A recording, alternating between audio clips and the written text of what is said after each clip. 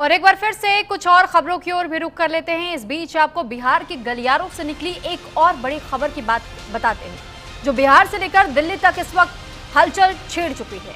और वो खबर है बिहार के पीके को लेकर के। जन स्वराज पार्टी के संस्थापक प्रशांत किशोर ने बिहार विधानसभा चुनाव 2025 को लेकर के बड़ा संकेत दे दिया। उन्होंने ये कहा कि वो राघोपुर सीट से चुनाव लड़ सकते हैं। ये वही सीट है जो लंबे समय से आरजेडी और लालू यादव परिवार की हमेशा परिवार का गढ़ माना जाता रहा। किशोर ने यह कहा है कि मैं राघोपुर जा रहा हूं, वहां के लोगों से मिलकर उनकी राय लूंगा। कल हमारी पार्टी की केंद्रीय समिति की बैठक में राघोपुर और अन्य सीटों पर फैसला लिया जाएगा। प्रशांत किशोर ने अपने बयान में तेजस्वी यादव को चेतावनी देते हुए ये कहा कि अगर वे राघोपुर से चुनाव लड़ते हैं तो तेजस्वी को 2 सीटों से चुनाव लड़ना पड़ेगा। उन्होंने ये भी कहा है कि तेजस्वी यादव का वही हश्र होगा जो राहुल गांधी को अमेठी में देखना पड़ा था। किशोर का इशारा 2019 के लोकसभा चुनाव की ओर था, जब राहुल गांधी को अमेठी में बीजेपी की स्मृति ईरानी से हार का सामना करना पड़ गया। राघोपुर सीट बिहार की राजनीति में बेहद अहम मानी जाती है। लालू प्रसाद यादव ने यहां से 2 बार जीत दर्ज की थी, जबकि उनकी पत्नी राबड़ी देवी 3 बार इसी सीट से विधायक रही। दोनों ही बिहार के मुख्यमंत्री रहते हुए राघोपुर का प्रतिनिधित्व कर चुके हैं। उनके बेटे तेजस्वी यादव भी 2015 और 2020 दोनों चुनाव में यहीं से विजेता रहे और उप मुख्यमंत्री साथ ही विपक्ष के नेता का पद उन्होंने संभाला। इस बीच जन स्वराज पार्टी ने अपनी पहली उम्मीदवार सूची भी जारी कर दी और इस सूची में 51 नाम शामिल किए गए हैं, जिनमें कई चर्चित चेहरे हैं। पार्टी ने समाज के विभिन्न वर्गों से उम्मीदवार उतारे, जैसे कि 11 पिछड़े वर्ग से, 17 अति पिछड़े वर्ग से, 9 अल्पसंख्यक समुदाय से और बाकी सामान्य वर्ग से। जन स्वराज के उम्मीदवारों में भोजपुरी गायक रितेश पांडे भी है, जो कि बेहद मशहूर है, अपने गानों के लिए वो जाने जाते हैं। और वहीं दूसरी ओर पूर्व आईपीएस आरके मिश्रा भी शामिल है। पूर्व कुलपति केसी सिन्हा, डॉक्टर अमित कुमार दास, शशि शेखर सिन्हा और लाल बाबू प्रसाद जैसे नाम शामिल बताए गए हैं। यानी जो पहली सूची जब सामने आई तो कई लोगों की दिल की धड़कनें बढ़ी हैं, क्योंकि उन्हें भी ये महसूस हुआ है कि प्रशांत किशोर की टीम कमजोर नहीं है और ये इस चुनाव में टक्कर जरूर दे सकते, यानी किसी न किसी पार्टी का वोट बैंक तो कटेगा। वहीं पूर्व केंद्रीय मंत्री आरसीपी सिंह के बेटी लता सिंह और समाजवादी नेता कर्पूरी ठाकुर की पोती जागृति ठाकुर भी पार्टी की सूची में शामिल है। इसके अलावा तीसरे जेंडर समुदाय को भी ध्यान में रखा गया है सूची में। इस सूची में प्रीति किन्नर को भी टिकट दे दिया गया है। बिहार विधानसभा चुनाव 2025 के लिए मतदान जो कि 2 चरणों में होने हैं, यानी 6 और 11 नवंबर को। वहीं मतगणना 14 नवंबर को होगी और राघोपुर सीट पर प्रशांत किशोर और तेजस्वी यादव के संभावित मुकाबले से बिहार की राजनीति में नया रोमांच जरूर पैदा हो सकता है और यह हॉट सीट साबित हो सकती है। तो इस पर देखिए प्रशांत किशोर का क्या कुछ कहना था, वो सुनाते आपको। कार्यकर्ताओं ने, जन स्वराज के परिवार के सदस्यों ने राजद के वहां पर जो उनका आधिपत्य है उसके खिलाफ जन स्वराज की बात को घर घर पहुंचाया है। उनके साथ जाकर बैठेंगे, कुछ लोगों से मुलाकात करेंगे, उनके साथ बैठकर उनकी जो भावना है उसको समझने का प्रयास करेंगे, ताकि कल जब केंद्रीय कमेटी की बैठक हो तो उसमें उनकी बात को शामिल किया जाए और कल उस पर जैसे बाकी सीट पर निर्णय होगा वैसे राघोपुर पर भी होगा। इसलिए आज मैं खुद से जा रहा हूं राघोपुर, दिन भर रहूंगा और ये समझने का प्रयास करूंगा कि वहां पर क्या कुछ करना चाहिए, कौन सबसे बेहतर व्यक्ति है जो चुनाव लड़ने के लिए। और इस पर ज्यादा जानकारी के साथ शालू चौहान हमारे साथ संवाददाता जुड़ चुके हैं। शालू, जानकारी चाहेंगे आपसे कि जिस तरीके से प्रशांत किशोर ने इस बात का ऐलान कर दिया, उन्होंने ये कहा कि अगर मैं चुनाव लड़ा तो फिर तेजस्वी यादव को भागना पड़ेगा, या तो उन्हें 2 सीटों पर चुनाव लड़ना होगा और अगर ऐसा होता भी है तो भी राहुल गांधी की तरह हश्र होगा। वो कहना क्या चाहते हैं, साबित क्या करना चाहते हैं और किसे ये संदेश वो देना चाह रहे हैं?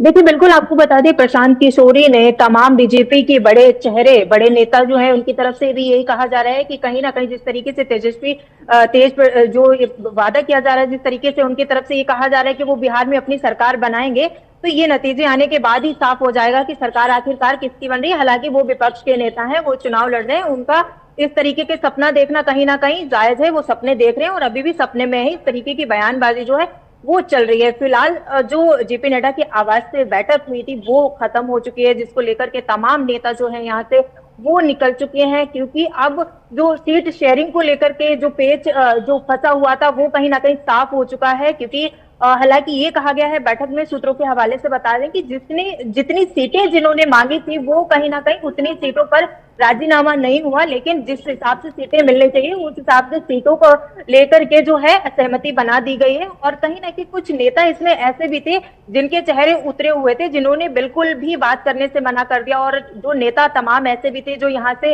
निकले उनके चेहरे पे मुस्कान सी। तो ये कहीं ना कहीं जाहिर सी बात है, ये साफ दिख रहा था कि सीट शेयरिंग को लेकर के जो फार्मूला था, जो यहाँ पर बैठक चल रही थी, उसमें कहीं ना कहीं अब ये तय हो गया है। हालांकि अभी तक ऐसा कुछ कहा नहीं गया है कि सीट किसको कितनी सीटें मिल रही हैं, किसको कितनी सीटों पर लेकर के सहमति बनी है। लेकिन शालू, हम जब प्रशांत किशोर की बात करते हैं तो प्रशांत किशोर को हमने देखा है कि वो पॉलिटिक्स में एक रणनीतिकार के तौर पर हमेशा से अपनी पहचान रखते थे, लेकिन जन स्वराज पार्टी उन्होंने शुरू की, उसके बाद से ये कारवां जैसे जैसे आगे बढ़ता चला गया वैसे वैसे लोग जुड़ते चले गए। यह हर किसी ने देखा, उन्होंने उस कहावत को सही सिद्ध किया। सवाल अब इसमें यह भी है कि जब वो इस तरीके की चेतावनी दे देते हैं, वो डंके की चोट पर यह बात कह देते हैं, यानी कि उन्हें अपने आप पर हम ये कहें कि कॉन्फिडेंस है, ओवर कॉन्फिडेंस है। बिहार विधानसभा चुनाव को इस बार के वो भाप चुके हैं क्या पहले से? जनता का मूड टटोल रहे हैं क्या वो पहले से?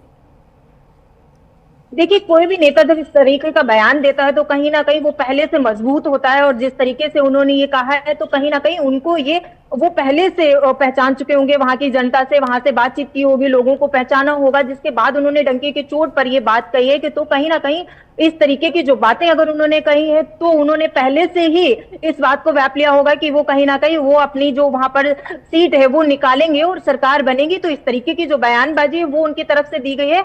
लेकिन ऐसे में यही है कि तमाम तरीके की जो बयानबाजी है वो फिलहाल चल रही है। सीट शेयरिंग को लेकर के बात हुई थी, तो जिस तरीके से अब बिहार में भी बैठक हो रही थी वो भी खत्म हो चुकी है, दिल्ली में बैठक हो रही थी वो भी खत्म हो चुकी है।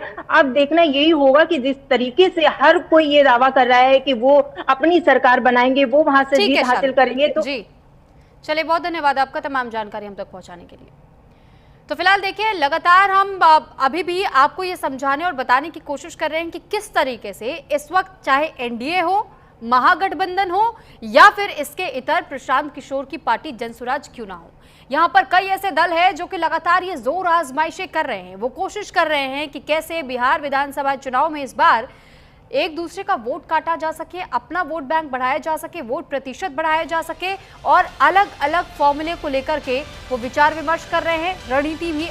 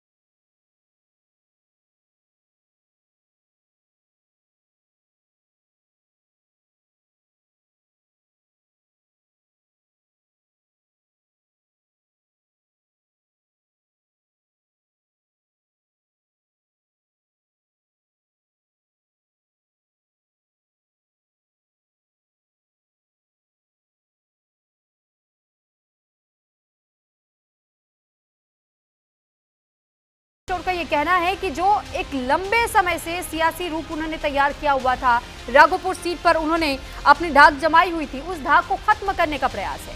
तो फिलहाल अब देखना यही है कि आखिर प्रशांत किशोर की चेतावनी क्या वाकई आने वाले समय में रंग लाती है, और जब नतीजे घोषित होंगे तो आखिर उन नतीजों के आधार पर जनता किसका साथ देती है।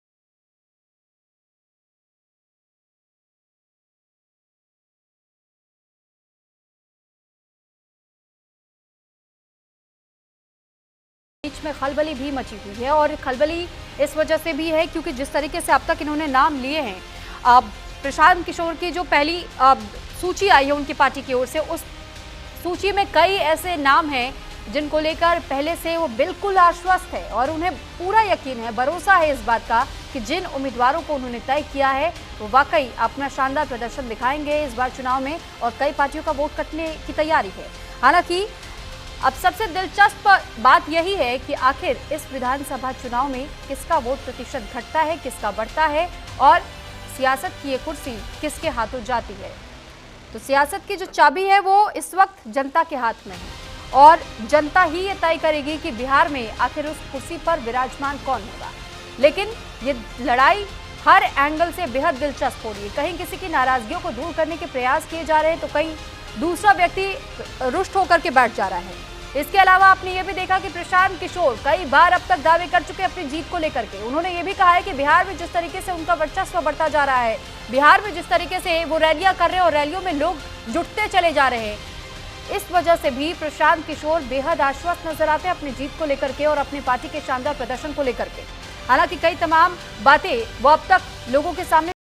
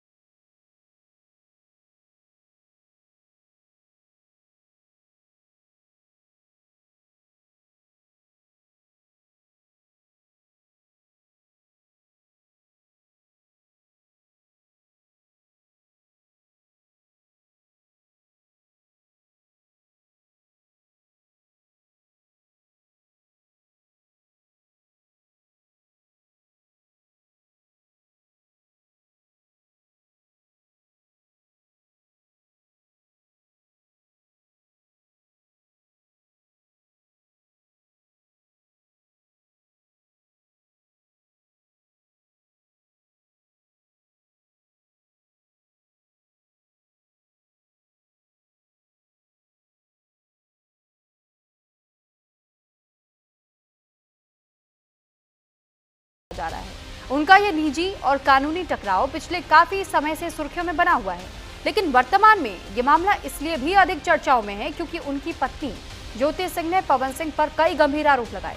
पवन सिंह की पत्नी ज्योति सिंह ने उन पर गंभीर आरोप लगाए और उन्होंने कहा जब वो बच्चे के लिए तरस रही थी तो पवन सिंह उन्हें गर्भपात की दवा भी खिला रहे थे। जब उन्होंने इसका विरोध किया तो उन्हें टॉर्चर किया जाता था। इस प्रताड़ना से परेशान होकर एक बार उन्होंने नींद की गोलियां खा ली थी, जिसके बाद पवन सिंह के भाई उन्हें अस्पताल ले गए थे। ज्योति सिंह ने यह भी कहा कि जो व्यक्ति खुद 15 साल से एक पार्टी से जुड़े होने के बावजूद टिकट नहीं पा सका, वो उन्हें क्या टिकट दिलवाएगा। तो फिलहाल उनके निजी विवादों के चलते भी ये वजह मानी जा रही है। सियासी गलियारों में ऐसे कयास लगाए जा रहे हैं कि संभवतः पार्टी की ओर से भी कहीं ऐसा प्रेशर तो नहीं कि सिर्फ पार्टी के साथ जुड़कर सिर्फ पार्टी का प्रमोशन करें।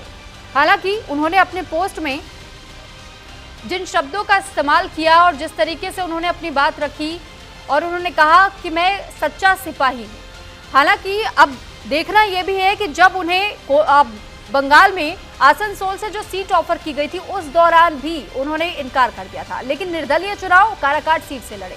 उसके बाद 2.5 लाख से अधिक वोटों के साथ उन्होंने जीत दर्ज की और उसके अलावा अब सियासी रण में एक बार फिर से जब उनकी एंट्री हुई तो कयास लगाए जा रहे थे कि बीजेपी की ओर से उन्हें कोई ना कोई सीट जरूर ऑफर की जाएगी, क्योंकि भोजपुरी इंडस्ट्री के सुपरस्टार कहे जाते हैं पवन सिंह, और पवन सिंह की फैन फॉलोइंग बेहद शानदार मानी जाती है उत्तर प्रदेश और बिहार में। लेकिन आप देखिए कि बिहार विधानसभा चुनाव के पहले वो बीजेपी से जुड़ जाते हैं और उसके बाद से उनको लेकर के कई सारे कयास लगते हैं। अचानक उनकी पत्नी ज्योति सिंह सामने आ जाती है, उनका वीडियो वायरल होना शुरू होता है जिसमें वो कई गंभीर आरोप लगाती है और उसके बाद उनके भी चुनाव लड़ने की खबरें सामने आ जाती है और फिर यही निजी संबंध पवन सिंह और ज्योति सिंह के और उनके बीच में क्या कुछ अब तक विवाद रहा वो सोशल मीडिया पर वायरल होने लगता है। दोनों तरफ से बयानबाजियां की जाती हैं, एक दूसरे की छवि को धूमिल करने की कोशिशें की जाती हैं और फिर एक और पोस्ट सामने आता है पवन सिंह की ओर से। Pawan Singh social media x का सहारा लेते हुए भोजपुरी समाज के लोगों से बातचीत करते हैं और अपनी बात रखते हुए वो कहते हैं कि मैं बिहार विधानसभा चुनाव लड़ने नहीं आया, मैं तो पार्टी के लिए आया था, मैं पार्टी का सच्चा सिपाही हूं और आगे भी रहूंगा। तो फिलहाल उन्होंने ये जो पोस्ट किया, इस पोस्ट के साथ में उन्होंने गृह मंत्री अमित शाह के साथ में जो उनकी ली गई तस्वीर थी उसे भी साझा किया था। तो ये सीधा संदेश वो देना चाहते हैं कि वो सिर्फ पार्टी के साथ जुड़ करके पार्टी को प्रमोट करना चाहते हैं, उनका प्रमोशन बिहार विधानसभा चुनाव में करना चाहते हैं, लेकिन वो चुनाव लड़ने के मूड में बिल्कुल नहीं है। और ऐसे कई भी मामले बताए जाते हैं पवन सिंह को लेकर। आप हाल फिलहाल में आपने सुना होगा कि किस तरीके से महिलाओं को लेकर के खासतौर पर उनकी जो छवि सामने आई थी हर किसी के, ऐसे में उसके खिलाफ भी कई लोगों ने विरोध दर्ज किया था और ये भी कहना था कि महिला विरोधी छवि रखते हैं।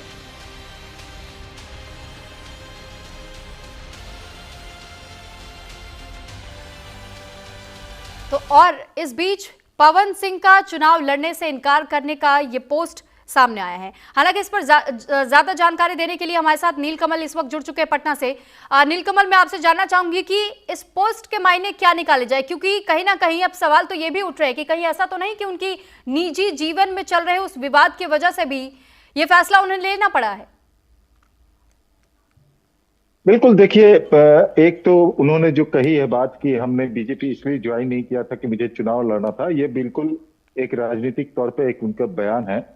जाहिर तौर पे वो जब पार्टी में शामिल हुए थे चुनाव के पहले तो चुनाव लड़ना चाहते थे, लेकिन उनकी वजह से उनकी पत्नी जो ज्योति सिंह है, उन्होंने जिस प्रकार से उनके ऊपर आरोप लगाए थे और जिस प्रकार से वहां उनके घर पे आवास पर पहुंचे थे और फेसबुक लाइव किया था और कल ही वो प्रशांत किशोर से भी मिल करके उन्हें इंसाफ दिलाने की बात कही थी, उससे कहीं ना कहीं पवन सिंह की छवि जो है वो धूमिल हो रही थी और ऑपोजिशन को, खासकर जो है बीजेपी के विरोधी पार्टियां हैं, उन्हें यह कहने का मौका मिल रहा था कि बीजेपी महिला विरोधी पार्टी है, इसलिए पवन सिंह जैसे व्यक्ति को आरा से चुनाव लड़ाना चाहती है, जबकि वो अपनी पत्नी के साथ किस तरह का व्यवहार कर रहे हैं। तो ये छवि धूमिल ना हो, एनडीए को कोई नुकसान ना हो सकता है कि जो एनडीए के जो बड़े नेता हैं उन्होंने ही कहा हो कि भाई आप चुनाव ना लड़े, हम आपको अपर हाउस में भेजने का इंतजाम करेंगे।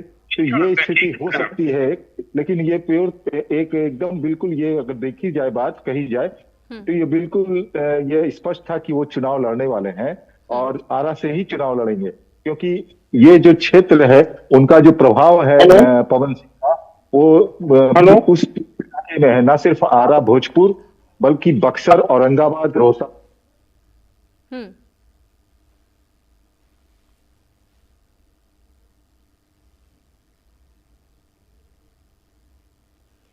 तो ऐसे में वोट को जो है एनडीए का वोट प्रतिशत जो बढ़ाने के लिए वो पवन सिंह एक तुरुप का पत्ता साबित होते। हालांकि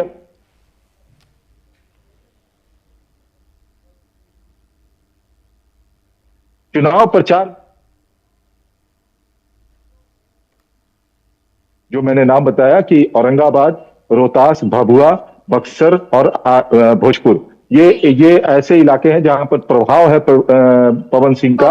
यहाँ के युवा जो है उनके फैंस क्लब में शामिल है, काफी युवा उनके फैंस क्लब में शामिल है, तो वो क्षेत्र जो है उनके प्रभाव में रहेगा और वो चुनाव प्रचार करते रहेंगे और बाकी बिहार में अन्य जिलों में भी वो जा सकते हैं। तो ये है इनकी पूरी स्ट्रेटेजी। अब बीजेपी, हो सकता है कि बीजेपी के बड़े नेताओं के कहने पर ही उन्होंने चुनाव न लड़ने का फैसला लिया हो। ठीक है, लेकिन नीलकमल, हम आपसे ये भी जानना चाहेंगे, पवन सिंह ने जब ये पोस्ट किया और उसके पहले जिस तरीके से वो पार्टी में शामिल हुए थे, उस दौरान भी कहा जा रहा था कि कुछ लोग उनके विरोध में भी हैं, वो नहीं चाहते कि पार्टी का हिस्सा बने, लेकिन फिर भी वो पार्टी में शामिल होते हैं। और उसके बाद अब अचानक से इस तरीके का जब पोस्ट सामने आ जाता है, क्योंकि उनकी पत्नी की भी इस बीच में एंट्री होती है, वीडियोज वायरल होते हैं, कई सारे उन पर तीखे सवाल उठाए जाते हैं, महिला विरोधी छवि होने का दावा कर दिया जाता है। दूसरी तरफ हम ये भी देख रहे हैं कि पहले से महागठबंधन के लोग तो बैठे हैं कि कैसे एनडीए को किसी भी सीट पर दबाया जा सके, और उसके अलावा हम जन स्वराज पार्टी को उभरता हुआ देख रहे हैं। उन्होंने भी पवन सिंह का नाम जब सामने आया तो उसी से मिलता जुलता एक चेहरा उन्होंने चुना, रितेश पांडे का। वो भी मशहूर सिंगर है, उनकी भी अपनी अलग छवि और अलग तरीके से उन्हें पसंद किया जाता है। समझना ये हम चाहेंगे आपसे कि वोट प्रतिशत का प्रभाव इस बार कैसा रहने वाला है बिहार में, इन सभी पार्टियों के लिए, सभी दलों के लिए। देखिए, अगर बात की जाए कितना वोट प्रतिशत आएगा तो ये इंटैक्ट है। जो महागठबंधन और जो एनडीए है, इनका वोट परसेंटेज तो इंटैक्ट रहेगा, चाहे कुछ भी हो। उनके जो वोटर हैं, कोर वोटर हैं, वो इंटैक्ट रहेंगे, चाहे किसी का भी प्रभाव हो या किसकी हवा चल रही है। 2020 में भी आप देखेंगे तो दोनों को 37% के आसपास, दोनों गठबंधन को बात की जाए तो वो वोट मिला था। अगर पूरा ट्रेंड आप देखेंगी, अगर पर्टिकुलर किसी पार्टी का, तो 2005 से लेकर के अभी तक के जो चुनाव हुए हैं 2024 के लोकसभा में भी, तो जिस पार्टी का जो वोट परसेंटेज जो पहले रहा है, वही वोट परसेंटेज आज भी वो कायम है। 1-8% ऊपर नीचे हो सकता है,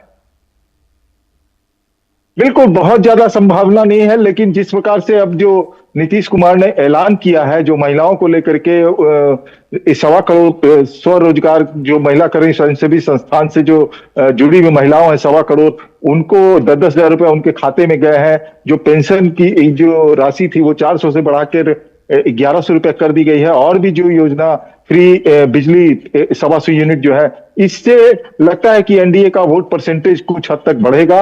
और दूसरी तरफ महागठबंधन की तरफ से जो वादे किए जा रहे हैं और जिस तरह का बयान रहा था, खासकर सबसे बड़ी चीज है कि प्रधानमंत्री नरेंद्र मोदी की मां को बिहार की जमीन से ही गाली दी गई थी, और यहाँ पर छठ पूजा अभी है और यहाँ पर महिलाओं को जिस प्रकार से माई कह के संबोधित किया जाता है, चाची, बहना, इस तरह से कह के संबोधित किया जाता है, उस बिहार की भूमि से प्रधानमंत्री की मां को गाली दिया जाना, ये यहाँ की महिलाओं को बहुत चुभा है अंदर से, चाहे वो किसी भी पार्टी की रही हो। उन्होंने खुलकर विरोध किया था इसका कि जिन्होंने प्रधानमंत्री की मां को गाली दी है, जिनका राजनीति से दूर दूर तक वास्ता नहीं रहा था, तो ऐसे में यहाँ की महिलाओं के दिल में कहीं ना कहीं चुभन है, जिसका खामियाजा महागठबंधन को भुगतना पड़ सकता है, ऐसा अनुमान लगाया जा रहा है। उसके अलावा जो क्रेडिबिलिटी है वो नरेंद्र मोदी और नीतीश कुमार की जो है वो यहाँ के जनता के नजरों में है, और जो काम वो लोग देख चुके हैं, उनको जो अभी वर्तमान में जो केंद्र सरकार और राज्य सरकार से जो मदद दी जा रही है, उनकी योजनाओं का जो लाभ मिल रहा है, उसके वो लाभार्थी हैं। दूसरी तरफ महागठबंधन की ओर से जिस तरह से घोषणा की जा रही है, तो जनता यह भी समझ रही कि वो सिर्फ घोषणा है। चूंकि अभी 2 दिन पहले ही कल ही तेजस्वी यादव ने हर परिवार को एक सरकारी नौकरी देने की बात कही थी। वो कतई संभव नहीं है, कहीं से संभव नहीं है। पूरे देश भर में करीब 2 करोड़ 46 लाख सरकारी कर्मचारी हैं पूरे देश भर में। सभी राज्यों और यूनियन टेरिटोरी को मिला दे तो अकेले ये 3 करोड़ नौकरी बिहार में सरकारी देने की बात कर रहे हैं। तो ये आज की जनता बहुत समझदार है, वो समझते हैं कि वो एक चुनावी जुमला है, वो कभी पूरा होने वाला नहीं है। इसीलिए मैंने कहा कि क्रेडिबिलिटी की बात होती है, और जो विश्वास है, जो नीतीश कुमार के ऊपर 25 साल, इनके 45 साल के कैरियर में एक भी भ्रष्टाचार का दाग नहीं लगा, तो ये सब चीजें जो है फैक्टर काम कर रही हैं। और अभी जो सिनेरियो जो बना है, जिस तरह से फ्रीबीज की बात कही जा रही है, उसका भी असर, इम्पैक्ट जो है वो बिहार विधानसभा चुनाव में देखने को मिलेगा। ठीक है नीलकमल, चलिए बहुत धन्यवाद आपका तमाम जानकारी हम तक पहुंचाने के लिए। तो देखिए, इस बीच बिहार चुनाव और पवन सिंह का विवाद इस तरीके से गरमाया है कि अब सबके सामने है, और साथ ही वो जिस तरीके से उन्होंने पोस्ट किया और ये दावा किया कि मैं कभी से भी बिहार विधानसभा चुनाव लड़ने के मूड में आया ही नहीं था। मैंने पार्टी ज्वाइन की पार्टी का साथ देने के लिए, क्योंकि मैं पार्टी का सच्चा सिपाही हूं। तो ऐसे में कई और कयास भी लगाए जा रहे हैं, और इन्हीं अटकलों के बीच जो खबरें अब तक सामने आ रही थी, इस पर उन्होंने खुद विराम लगाया।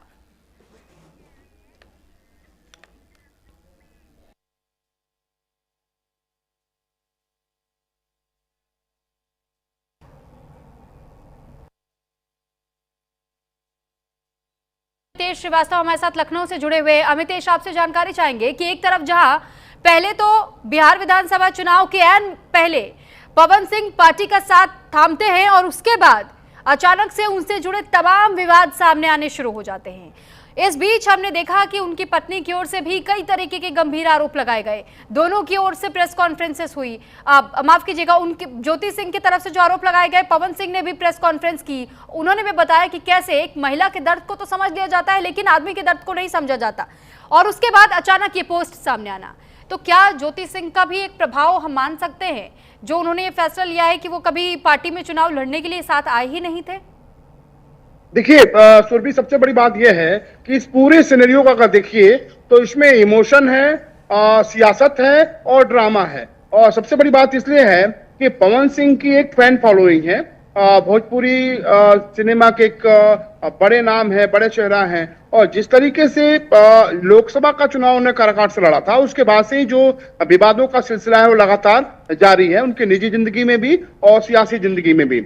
सबसे बड़ी बात यह है कि जिस तरीके से जो उनकी पत्नी है ज्योति सिंह, उन्होंने जिस तरीके से गंभीर आरोप लगाया, और सबसे बड़ी बात यह है कि काराकाट में जब लोकसभा चुनाव लड़ रहे थे, आपको याद होगा सुरभि, उस वक्त ज्योति सिंह के साथ वो थे, और ज्योति सिंह तमाम जगहों पे जाती थी, कैंपेनिंग करती थी, एक माहौल बनाने की कोशिश की गई थी। हालांकि दूसरी बात है कि उनको जीत हासिल नहीं हुई थी। लेकिन इस बीच जिस तरीके से ज्योति सिंह राजधानी लखनऊ आती हैं, और जिस तरीके से घंटों वहां पे ड्रामा हुआ, और उसके बाद से कई गंभीर जो आरोप है वो ज्योति सिंह की तरफ से पवन सिंह पर लगाए गए। तो जवाब में पवन सिंह भी आए, प्रेस कॉन्फ्रेंस करी, और हालांकि शब्दों की मर्यादा नहीं लांगी उन्होंने, लेकिन कई तमाम गंभीर आरोप जो लगाई थी ज्योति सिंह, उनका पलटवार भी उन्होंने किया। इस बीच ये माना जा रहा था कि पवन सिंह जो है वो विधानसभा का चुनाव लड़ सकते हैं। आपको याद होगा कि उनकी तस्वीर आई, बीजेपी के सीनियर जो नेता है उनके साथ तस्वीर आई, और ये माना जा रहा था कि वो बीजेपी उनको टिकट देगी। लेकिन जितनी तेजी से विवादों का दामन उनके ऊपर लगातार, जिस तरीके से जितनी तेजी से विवाद बढ़े, उसके बाद मुझे लगता है कि बीजेपी की एक रणनीति होगी, और शायद पवन सिंह के जो सूत्र है, जो करीबी हैं, वो बता रहे हैं कि पवन सिंह चुनाव लड़ना चाहते थे, लेकिन जो प्रेशर है बीजेपी का, ऐसे में जबकि ज्योति सिंह लगातार वो पीके से मिल रही हैं, तमाम सियासी दलों के पास जा रही हैं, महिला विक्टिम कार्ड खेल रही हैं, ऐसे में बीजेपी को लगने लगा है, और खुद पवन सिंह को भी लगने लगा है कि ये जो माहौल है वो बीजेपी का नुकसान कर सकता है, और विपक्षियों को खासतौर पर ज्योति सिंह के रूप में एक तुरुप का इक्का हाथ लग सकता है। और यही वजह है। जी ठीक है अमितेश, बहुत धन्यवाद आपका तमाम जानकारी हम तक पहुंचाने के लिए। और अब